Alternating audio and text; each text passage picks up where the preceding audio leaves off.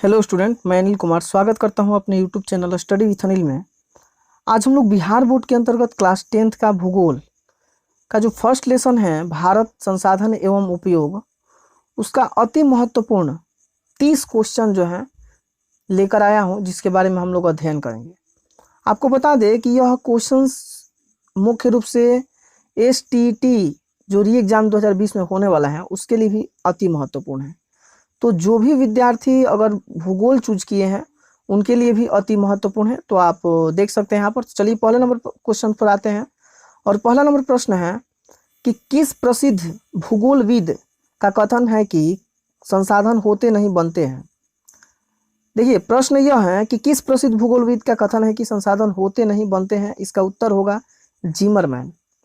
दूसरा प्रश्न है कि उत्पत्ति के आधार पर संसाधन को कितने वर्गों में बांटा गया है। तो देखिए इसके उत्पत्ति के आधार पर अगर पूछा जाए तो इसका 2 वर्ग है, जैव और अजैव।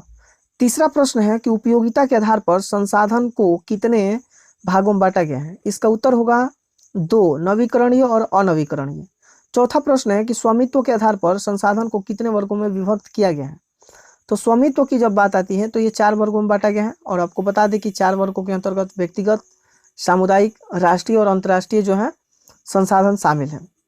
पांचवा नंबर प्रश्न है कि विकास की स्थिति के आधार पर संसाधन के कितने प्रकार हैं। तो इसका उत्तर होगा 4, और इसमें संभाव्य, विकसित, भंडार और संचित संसाधन को जो है शामिल किया गया है। छठे नंबर प्रश्न पर आते हैं और छठा नंबर प्रश्न है कि सामान्य तौर पर संसाधन को कितने वर्गों में बांटा गया है। तो देखिए सामान्य तौर पर संसाधन को जो है 2 वर्गों में बांटा गया है, प्राकृतिक एवं मानवीय। तो 2 चीजें आपको याद रखना है। 7वां नंबर प्रश्न है कि कोयला किस प्रकार का संसाधन है। तो ये आपका उत्तर होगा इसका अनवीकरणीय। देखिए ये कई बार क्वेश्चन जो है एग्जाम में आया हुआ है। 8वां नंबर प्रश्न है कि सौर ऊर्जा किस संसाधन के अंतर्गत सम्मिलित है। इसका उत्तर होगा नवीकरणीय, यानी कि पुनः पूर्ति योग्य कहे या नवीकरणीय संसाधन के अंतर्गत जो है ये शामिल है। 9 नंबर प्रश्न है कि सार्वजनिक पार्क, सामुदायिक भवन, शमशान, मंदिर या मस्जिद परिसर किस संसाधन के अंतर्गत सम्मिलित है। इसका उत्तर होगा सामुदायिक संसाधन के अंतर्गत जो है सम्मिलित है। यानी कि सार्वजनिक पार्क, सामुदायिक भवन, शमशान, मंदिर या मस्जिद परिसर जो है किस संसाधन के अंतर्गत सम्मिलित है, सामुदायिक संसाधन के अंतर्गत जो है सम्मिलित है। 10वां नंबर प्रश्न है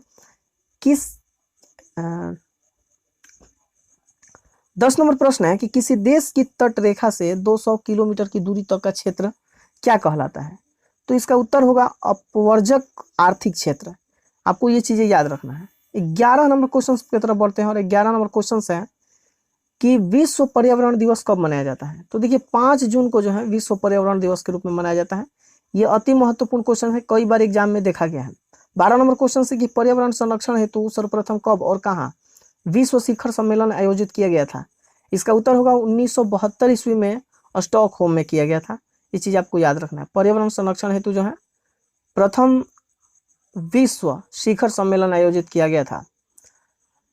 13 नंबर प्रश्न है कि किस सम्मेलन के पश्चात प्रतिवर्ष 5 जून को विश्व पर्यावरण दिवस मनाया जाता है। इसका उत्तर होगा विश्व शिखर सम्मेलन, जो कि 1972 में संपन्न हुआ था। 14 नंबर क्वेश्चन है कि 1974 ईस्वी में प्रकाशित पुस्तक स्मॉल इज ब्यूटीफुल के लेखक कौन है। यानी कि जो पुस्तक 1974 में प्रकाशित हुआ था स्मॉल इज ब्यूटीफुल, उसके लेखक कौन है। तो सुमशेर। ये भी बहुत महत्वपूर्ण प्रश्न है और कई बार जो है एग्जाम में आया हुआ है। 15 number question club of Rome की वकालत किस वर्ष हुई। तो इसका उत्तर होगा 1968 ईस्वी में हुआ था। 16 नंबर प्रश्न है कि यह किसने कहा था कि हमारे पास पेट भरने के लिए बहुत कुछ है लेकिन पेटी भरने के लिए नहीं। तो इसका उत्तर होगा महात्मा गांधी। यानी महात्मा गांधी के द्वारा जो है यह कथन को वक्तव्य जारी किया गया था। 17 नंबर क्वेश्चन है कि नर्मदा बचाओ अभियान किसने चलाया था। तो देखिए ये नर्मदा बचाओ अभियान जो है मेधा पाटेकर के द्वारा जो है चलाया गया था। 18 नंबर क्वेश्चन है कि चिपको आंदोलन के प्रणेता कौन थे। तो सुंदरलाल बहुगुणा थे। 19 नंबर क्वेश्चन है कि वर्षा जल संचय के द्वारा कृषित भूमि का विस्तार किसने किया था। तो इसका उत्तर होगा संदीप पांडे। यानी सर्वप्रथम देखा जाए तो इनके द्वारा जो है वर्षा जल को संचित करके और उसके द्वारा कृषित भूमि को जो है विस्तार करने में काफी अहम योगदान दिया गया था। 20 नंबर क्वेश्चन है कि प्रथम पृथ्वी सम्मेलन कब और कहाँ आयोजित किया गया था। 1992 ईस्वी में रियो डी जेनेरो में, ब्राजील में यह आयोजित किया गया था। ये प्रश्न कई बार एग्जाम में आया हुआ है। अब आगे बढ़ते हैं और अगले प्रश्न पर आते हैं 21 नंबर क्वेश्चन से। इनकी 21 नंबर प्रश्न है कि प्रथम पृथ्वी सम्मेलन में कितने प्रतिनिधि भाग लिए थे। तो देखिए प्रतिनिधियों की बात करते हैं 178 जो है भाग लिए थे। 22 नंबर क्वेश्चन से कि द्वितीय पृथ्वी सम्मेलन कब और कहाँ आयोजित किया गया था। तो इसका उत्तर होगा, चूंकि 5 वर्ष बाद आयोजित किया गया था प्रथम के, तो आपको चीजें याद रखना। 1997 ईस्वी में न्यूयॉर्क में हुआ था, ये अमेरिका में शामिल है, यानी कि अमेरिका का एक सिटी है, ये चीज आपको याद रखना। 23 नंबर क्वेश्चन है किस सम्मेलन को +5 सम्मेलन के नाम से जानते हैं। तो देखिए प्रथम पंचवर्षीय योजना के बाद जो द्वितीय पंचवर्षीय योजना था उसी को हम लोग जो है +5 सम्मेलन के नाम से जानते हैं, क्योंकि 5 वर्ष बाद जो है प्रथम के बाद अपनाया गया था और इसे सम्मेलन बुलाया गया था, तो इसे हम लोग कह सकते हैं कि द्वितीय सम्मेलन के अंतर्गत शामिल है। 24 नंबर प्रश्न, ग्लोबल वार्मिंग से बचने के लिए जापान के क्योटो में सम्मेलन कब आयोजित किया गया था। ये ग्लोबल वार्मिंग जो वैश्विक तापमान में वृद्धि हो रही है उसको रोकने के लिए जो है या उससे बचने के लिए जो है एक सम्मेलन आयोजित किया गया था जापान के क्योटो में, तो इसे क्योटो सम्मेलन के नाम से भी जाना जाता है। दिसंबर 1997 में जो है ये सम्मेलन संपन्न किया गया था। 25 नंबर क्वेश्चन है कि तृतीय पृथ्वी सम्मेलन कब और कहाँ आयोजित किया गया था। इसका उत्तर होगा 2002 में जोहान्सबर्ग में। 2002 में जोहान्सबर्ग, ये चीज आपको पता होना चाहिए। 26 नंबर प्रश्न है कि तृतीय पृथ्वी सम्मेलन में कुल कितने प्रतिनिधि भाग लिए थे। इसका उत्तर होगा 2000। 27 नंबर क्वेश्चन है कि संयुक्त राष्ट्र पर्यावरण और विकास के तत्वाधान में रियो डी जेनेरो सम्मेलन में राष्ट्राध्यक्षों द्वारा स्वीकृत 800 पृष्ठीय घोषणा पत्र को किस नाम से जानते हैं। तो इसे देखिए कार्यक्रम 21 यानी एजेंडा 21 के नाम से जानते हैं। उसमें 800 पृष्ठीय जो है स्वीकृति की घोषणा की गई थी, तो ये चीज आपको याद रखना है। 28 नंबर क्वेश्चन है कि प्रथम पृथ्वी सम्मेलन का शीर्षक क्या था। तो देखिए प्रथम पृथ्वी जो सम्मेलन 1992 में ब्राजील में के रियो डी जेनेरो में हुआ था, उसका शीर्षक जो था वो था आपका हमारा साझा भविष्य, यानी कि आवर कॉमन फ्यूचर।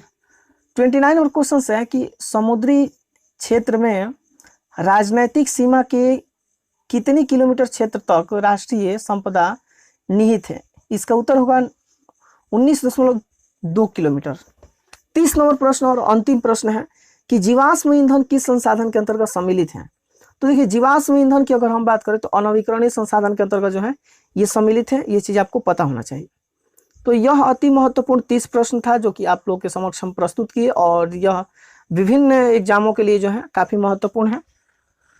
तो आपको बता दें कि अभी तक अगर हमारे चैनल स्टडी विथ अनिल को आप सब्सक्राइब नहीं किए हैं तो सब्सक्राइब जरूर कर लीजिए तथा बेल आइकन को जरूर दबा लें, क्योंकि यहाँ से जो है मुख्य रूप से एक पढ़ाई को नया आयाम देने का प्रयास किया जाता है, और साथ साथ जो है और भी एक बेहतर भविष्य को निर्धारित करने के लिए पढ़ाई को एक जारी या तत्वाधान में जो है बेहतर किया जाता है।